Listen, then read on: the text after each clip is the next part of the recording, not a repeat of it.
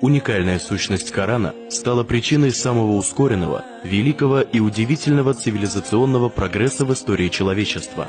Воистину, призыву Корана удалось вывести обычного бедуина из мрака, невежества к передовым, ведущим позициям на мировой арене менее чем за 3 десятилетия. Секрет такой чудесной силы Корана кроется в слове «читай», движущей силе современной цивилизации, которая охватывает как обычное чтение книг, всестороннее изучение Корана и истории, так и познание окружающего нас мира. Чудо Корана притворилось в реальность после применения на практике принципа «читай» и померкло, когда умма отступила от него, и община, к которой обращено повеление «читай», превратилась в нечитающую.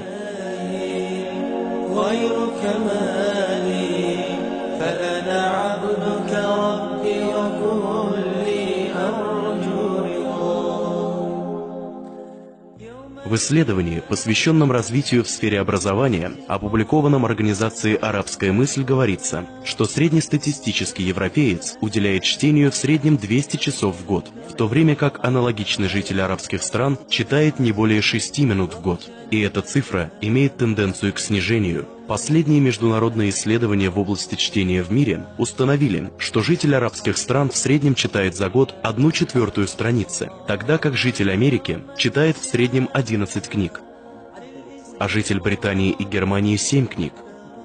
Другими словами, 20 жителей арабских стран вместе взятых читают в год 1 книгу.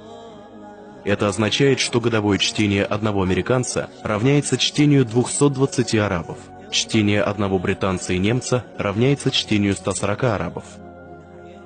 В отчете о развитии арабского мира представлено, что количество переведенных книг во всем арабском мире равно 1/5 части того, что переводится в относительно маленьком государстве Греция. В арабских странах в среднем издается 1 книга на 12 тысяч жителей, тогда как в Англии выпускается 1 книга на каждые 500 человек.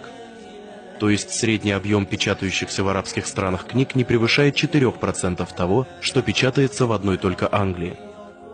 Что же касается электронных книг, то реальность в этой области еще более плачевна. Тогда как продажи некоторых электронных книг в Европе иногда превышает 40 тысяч экземпляров меньше, чем за один день, а общая продажа исчисляется миллионами экземпляров, в арабских странах продажи книг такого формата практически не встречается. Самая большая беда арабского мира – это распространенная вплоть до наших дней безграмотность, с которой в Японии было полностью покончено еще в XIX веке. В докладе международной организации ЮНИСЕФ отмечается, что 70 миллионов жителей арабских стран остаются неграмотными. 2/3 от этой цифры составляют женщины и дети. Что же случилось с нами? Давайте рассмотрим жизнь арабского ребенка с первых лет, потому что именно в этот период формируется его отношение к книге и чтению на всю оставшуюся жизнь. В рекомендациях международной конференции, посвященной развитию головного мозга, которая состоялась в Университете Чикаго, говорится, что фактором, который определяет и направляет процесс развития мозга ребенка, являются не наследственные гены,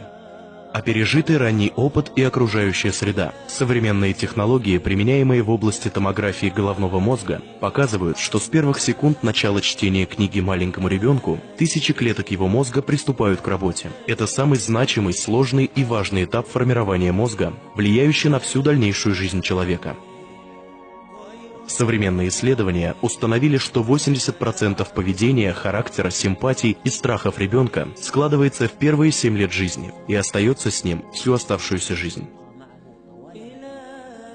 Также исследования показывают, что увлеченность чтением делает ребенка более красноречивым и развивает в нем способность лучше понимать и мыслить. Также чтение книг ребенку в младенческом и дошкольном периоде формирует крепкую связь между ним и родителями, развивает в нем уверенность, усиливает эмоциональные чувства и способность к размышлению и логическому анализу. К тому же, чтение книг для ребенка с возрастом превращается в любимое занятие, а не в обязанность, и процесс чтения становится для него предпочтительнее игр и видеофильмов. Исследования показывают, что дети, которых рано приучили к чтению и которым читали книги в дошкольном возрасте, добиваются более высоких академических результатов среди своих сверстников на всех этапах обучения, вплоть до университета. К тому же, такое чтение воспитывает в ребенке энтузиазм и увлеченность, усиливает память и приучает его к послушанию.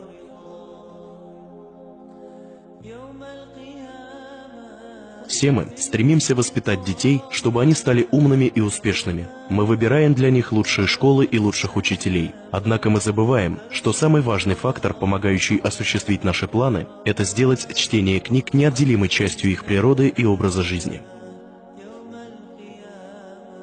Каждый, кто бывает на Западе, может заметить, как библиотека стала важным источником мыслей и знаний для всех желающих просветиться и получить образование. Люди практически всех возрастов увлеченно посещают ее, и библиотека с ее посетителями, общественными мероприятиями, научными клубами и стимулирующими к чтению правилами, одно из которых, например, разрешение брать книгу на несколько недель без каких-либо условий, действует подобно большому пчелиному улью. Каждый день мы видим, как в нашем арабском мире открываются десятки рынков и торговых центров, и кто-то, даже посмеиваясь над таким положением, издевательски говорит: «Мы выполняем нашу миссию, каждому жителю по магазину».